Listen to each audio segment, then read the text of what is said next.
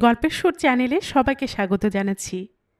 আমি রোমানা নূপুর। এখন আপনাদের পড়ে শোনাব নিখিলবালা সেনগুপ্তার লেখে একটি গল্প, পরিণীতা। বেলা তখন প্রায় 5টা। রন্ধনগৃহে বসিয়া মাধুরী কচুরি ভাজিতেছে। এ বাড়িতে চায়ের কারবার নাই। বাড়ির কাহারও যে চায়ের রুচি নাই এ কথা বলা চলে না, তবে মুখ ফুটিয়া কাহারও সে রুচি ব্যক্ত করিবার সাহস নাই। মাত্র কয়েকখানা কচুরি ভাজা শেষ হইয়াছে, এমন সময় বিমল আসিয়া দরজায় হাতখানা রাখিয়া দাঁড়াইল। মাধুরী মাথার কাপড়টা একটু ঠিক করিয়া লইয়া বলিল, এসো ভাই। এখানে বসে খাবে কে? খাও না, আমি গরম গরম ভেজে দেই। বিমল ধীর পদে অগ্রসর হইল। মাধুরী দেবরকে একখানি পিঁড়ি পাতিয়া দিল এবং একখানা রেকাবে গরম গরম কচুরি ভাজিয়া দিতে লাগিল। বিমলও বিনা বাক্য ব্যয়ে আহারে মন দিল। মাধুরী বলিল, কি ঠাকুরপো, মুখখান অমন ভার যে?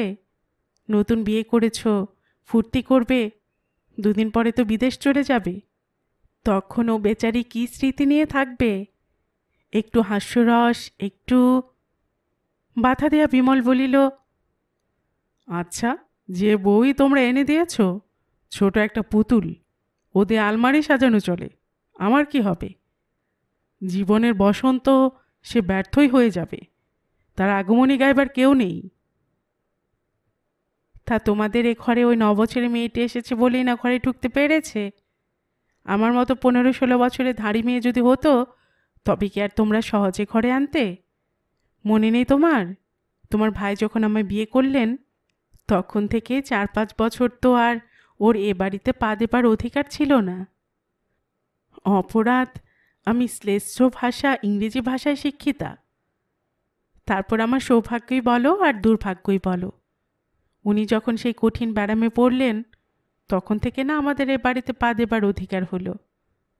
আর তোমাদেরও বলিহারি, যাদের বাপ অমন গোড়া সেকেলে, তার ছেলেদের আবার এ সাহেবী কেন? তাদের আবার ইংরেজি জানা বউ না হলে বউ পছন্দ হয় না। তোমার তাতে দুঃখ কি বৌদি? তুমি না হয় 4-5 বছর বাপের বাড়ি আদরে ছিলে, তারপর এখানে এসেছো। এখানেও তো অনাদর পাচ্ছ না। শিক্ষিতা মেয়ে ছিলে, নিজের গুণে সকলকে আপনার করে নিয়েছ। দাদাও সুখী হয়েছেন। আর আমার কথা ভাবো তো, ওই 9 বছরের অশিক্ষিতা একটা পুতুল এনে দিয়েছেন, তাকে শেখাবেন সংস্কৃত আর সেকেলে রামায়ণ মহাভারত পড়া। বেশ তো, তুমি বাপের বাড়ি রেখে স্কুলে দিয়ে একেলে করে গড়ে নাও না। তাহলেই হয়েছে। এবারই তার আসতে হবে না, ওকেও না আমাকেও না। আর ওই কচি মেয়েকে রাধাকৃষ্ণ নাম পড়াতে পড়াতে আমি যে বুড়ো হয়ে যাব। তা 6-7 বছর তো তোমাকে অপেক্ষা করতেই হবে, সেটুকু ধৈর্য না ধরলে চলবে কেন? আর দুঃখের কথা বৌদি, কাকেই বা বলি, কেই বা শোনে।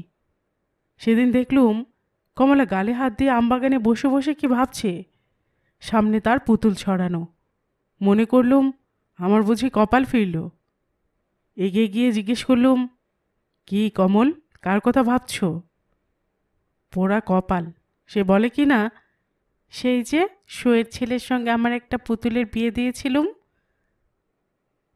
আমার সব কবিত্বই পণ্ড হয়ে গেল, ব্যর্থকাম হয়ে ফিরে এলুম। মাধুরী একটু চাপা হাসি হাসিয়া বলিল, আহা, বেচারা তো জানে না কি বললে তুমি খুশি হতে। একটু সবুর করো, ওকে শিখিয়ে নিতে আমার বেশি দিন লাগবে না। গহনার রুনু রুনু শব্দে তাহাদের গল্প থামিয়া গেল। তাহারা পেছন ফিরিয়া দেখিল কমলা। মাধুরী ডাকিল, আয় ভাই কমলি, আয়। কমলা আসিয়া একখানি পিঁড়ি লইয়া দিদির পার্শ্বে বসিল।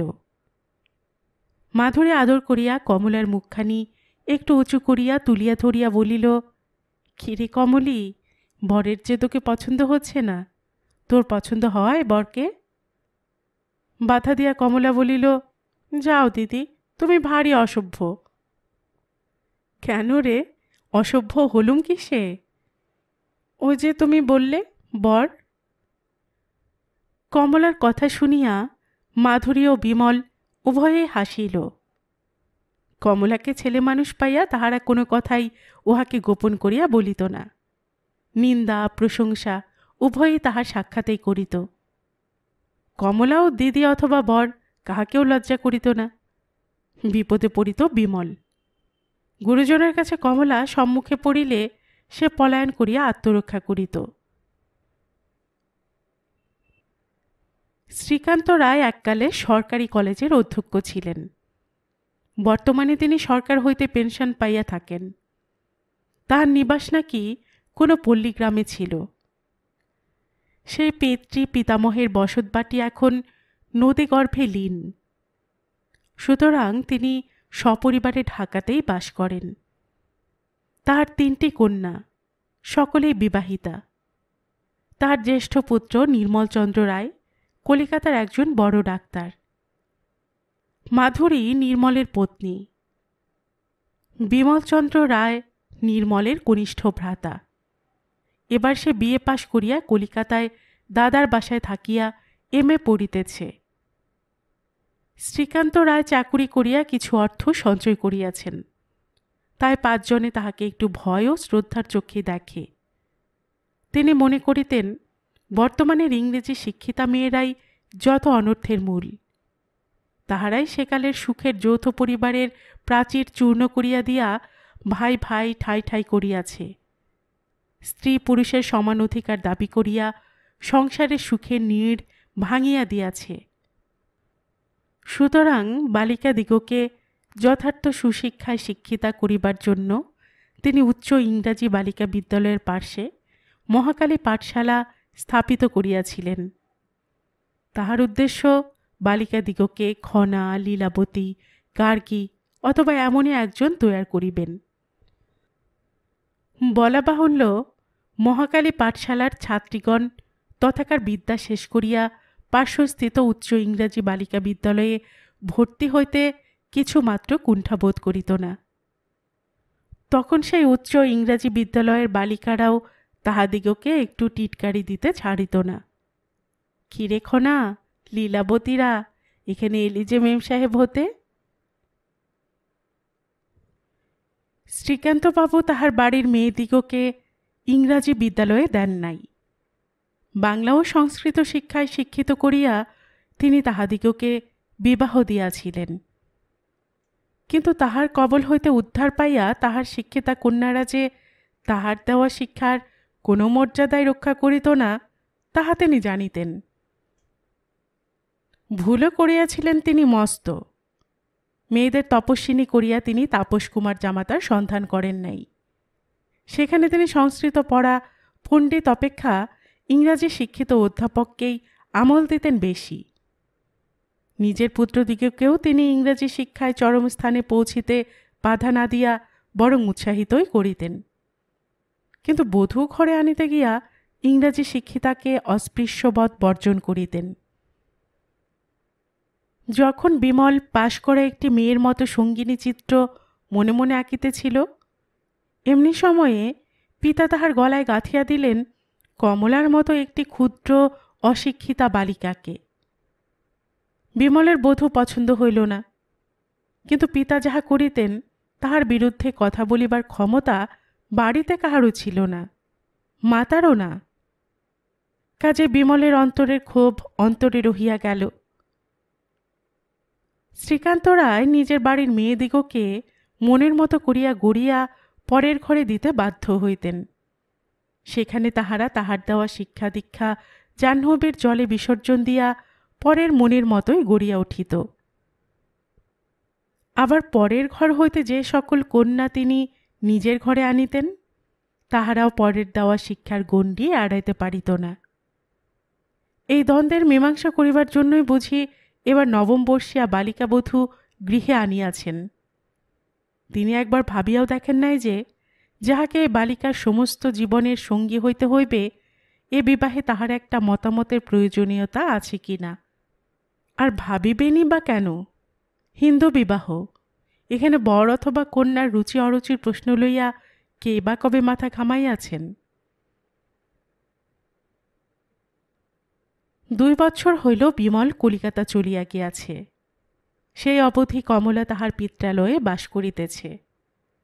তাহার বয়স অল্প, সুতরাং আরও 2-1 বৎসর পিতৃগৃহে বধূকে রাখিতে শ্বশুরের আপত্তি ছিল না।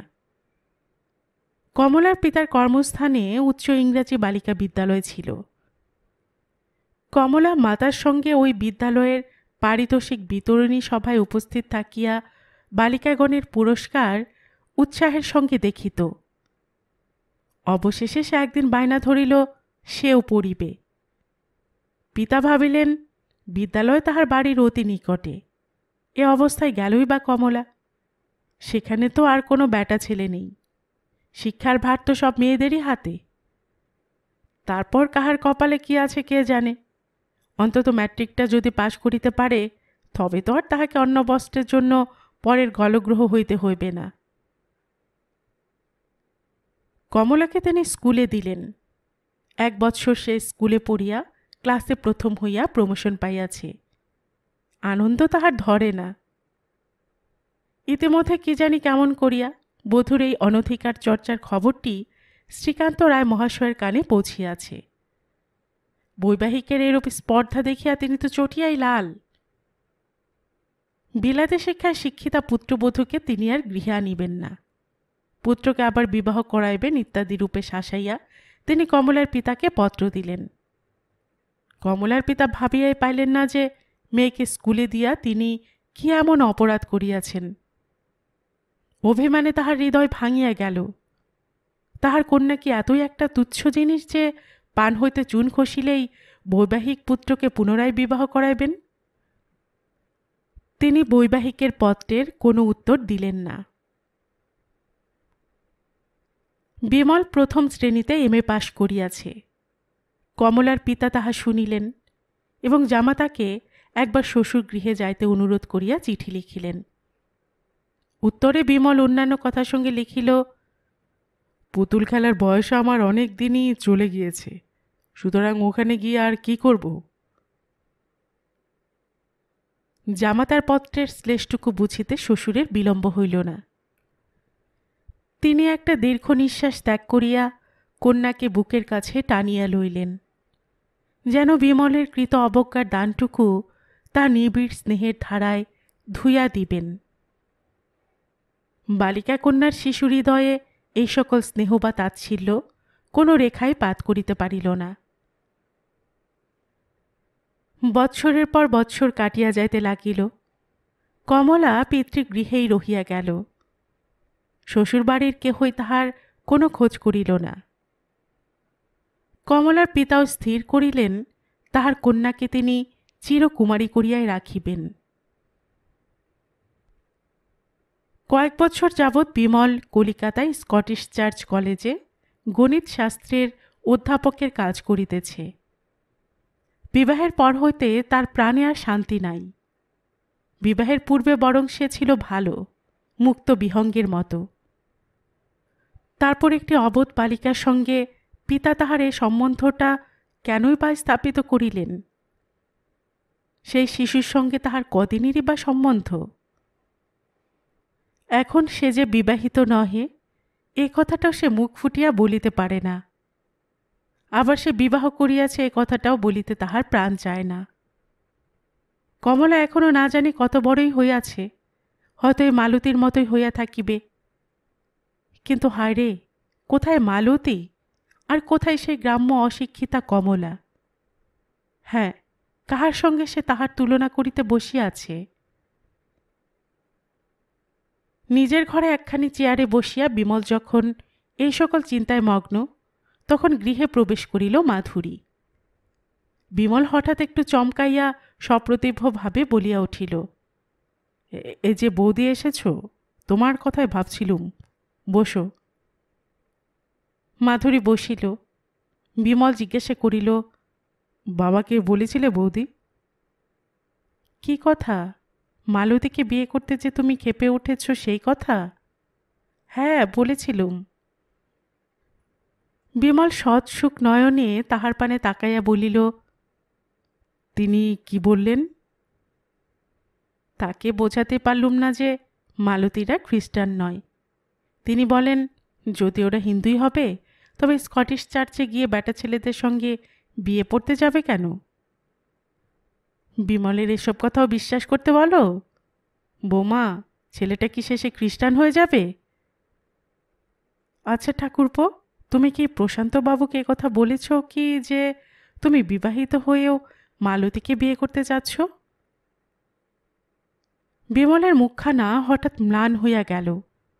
সে যে বিবাহিত, তাহার নিকট মালতীর মাতুল প্রশান্তবাবু অথবা মালতীর পিতা কন্যা দান করিতে স্বীকার কেন করিবেন? তবে কি সে বিবাহের কথাটা গোপন করিয়া যাইবে? আর তাহার পিতার কথা?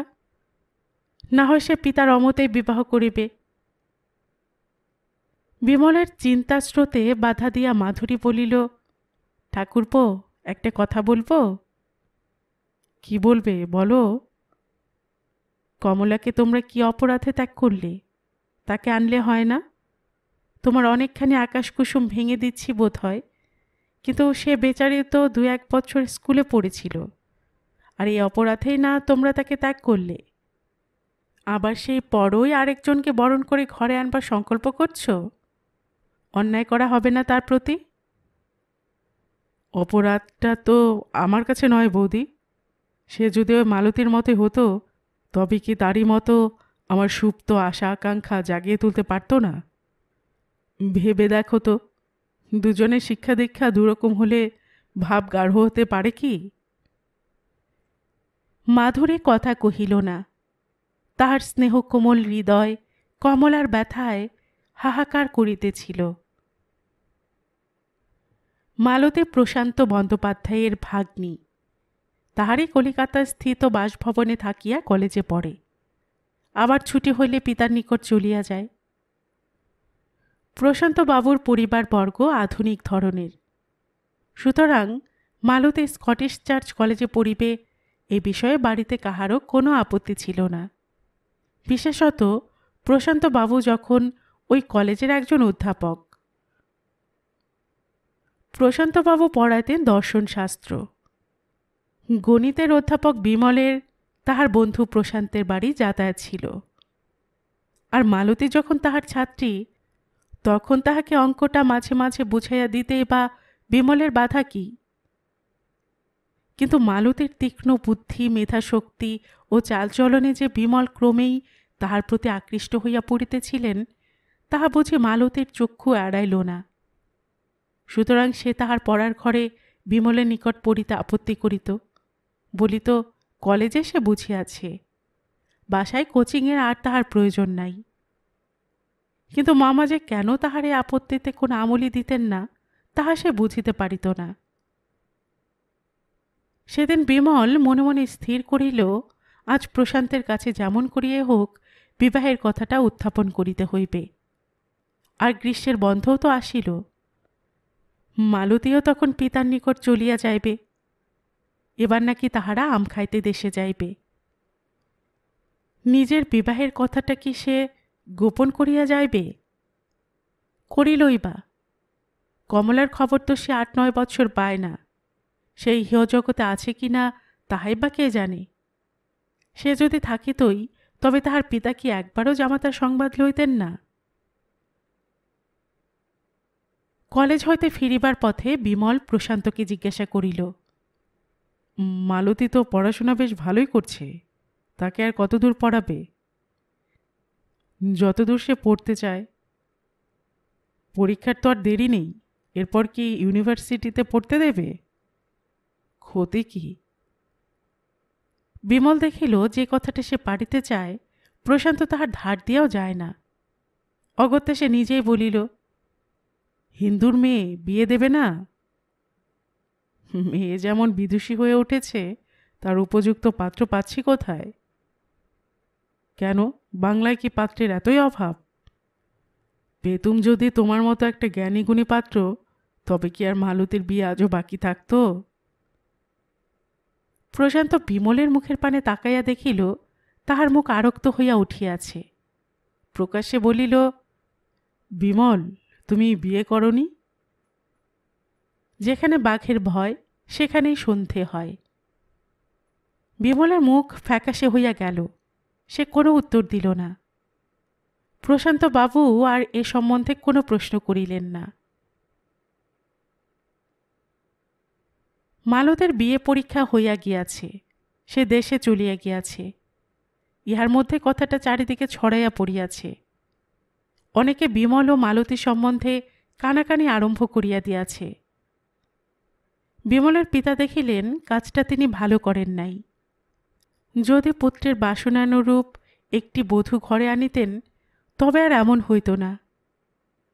হইতই বা বধূ ইংরাজি শিক্ষায় শিক্ষিতা। মাধুরী তো ম্যাট্রিক পাস মেয়ে, সে তো তাহার সেবা যত্নের এতটুকু ত্রুটি করে না। তাহার কার্যকলাপে তো তিনি এতটুকু খুঁত খুঁজিয়া পান না। তবে তাহারে গোড়ামি কেন? সংসারে অশান্তির সৃষ্টি তিনি কেন করিলেন?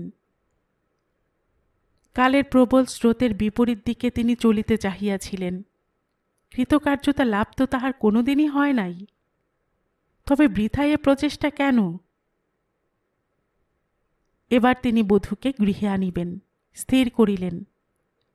তাহাকে একেবারে ত্যাগ করিবেন এ কল্পনা তাহার কোনো কালেই ছিল না। তিনি মনে করিয়াছিলেন বৈবাহিক তৎকৃত অপরাধের জন্য ক্ষমা প্রার্থনা করিবেন। কিন্তু সেই তরফ হইতে যখন এইরূপ কোনো প্রার্থনা আসিল না, তখন তিনি যে বধূকে আর আনিবেন না বলিয়াছিলেন, তাহাকে আবার আনিবার প্রস্তাব কেমন করিয়া করিবেন? প্রস্তাবটা কি অপরপক্ষ হইতেই হওয়া বেশি বাঞ্ছনীয় ছিল না? কিন্তু তাহা যখন হইল না, তখন তো আর বিলম্ব করিবার সময় নাই। সুতরাং বৈবাহিকের নিকট ত্রুটি স্বীকার করিয়া তিনি অনেককাল পর তাহাকে পত্র দিলেন এবং বধূকে সাদরে গৃহে আনিবার সংকল্প জানাইলেন। আজ বিমলের কর্মস্থলে কমলা আসিবে। শ্রীকান্ত রায় বহু পূর্বেই কলিকাতাবাসী হইয়াছিলেন। মাধুরীর আজ আনন্দ ধরে না। কিন্তু বিমল, আজ তাহার অন্তরে যে তুফান উঠিয়াছে, তাহা কবে কেমন করিয়া থামিবে কে জানে? প্রশান্তকে সে কেমন করিয়া মুখ দেখাইবে? আর মালতী, সে কি তাহার মনের ভাব টের পাইয়াছে? প্রশান্ত যদি তাহাকে আভাস দিয়া থাকে, মালতী তবে তাহাকে কি মনে করিবে? মনে করিবে নাকি সে প্রতারক? উফ, তাহার মাথা যেন ঘুরিতেছে। এমন সময় বাহির হইতে প্রশান্তবাবু ডাকিলেন, বিমল! বিমলের মাথায় যেন আকাশ ভাঙিয়া পড়িল। ধীর পদক্ষেপে সে বন্ধুকে অভ্যর্থনা করিতে চলিল। তাহাকে দেখিয়া প্রশান্তবাবু গম্ভীর সুরে বলিলেন, কি হে, আজ নাকি তোমার পত্নী আসছেন? এ কথাটা কি তোমার এতদিন বলা উচিত ছিল না? আগে জানলে কি আর তোমায় মালতীর সঙ্গে মিশতে দিতুম?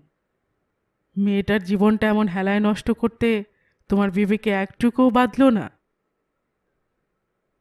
অবনত মস্তকে বিমলের নিকট হইতে কোনো উত্তর না পাইয়া প্রশান্তবাবু চলিয়া গেলেন। মনে মনে বলিলেন, কোথাকার জল কোথায় গড়ায়। তিরস্কৃত হইয়া বিমল যন্ত্রচালিতের মতো আসিয়া নিজের বিছানায় শুইয়া পড়িল।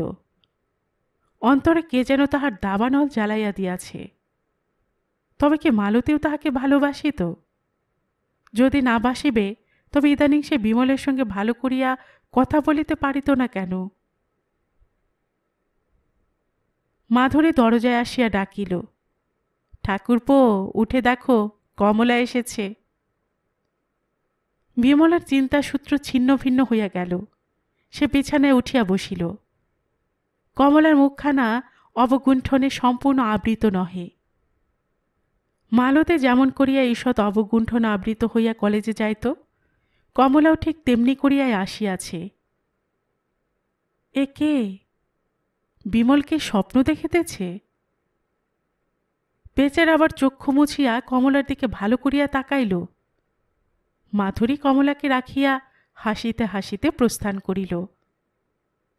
বিমল অবাক বিস্ময়ে কমলার পানে চাহিয়া বলিল, মালতী, তুমি?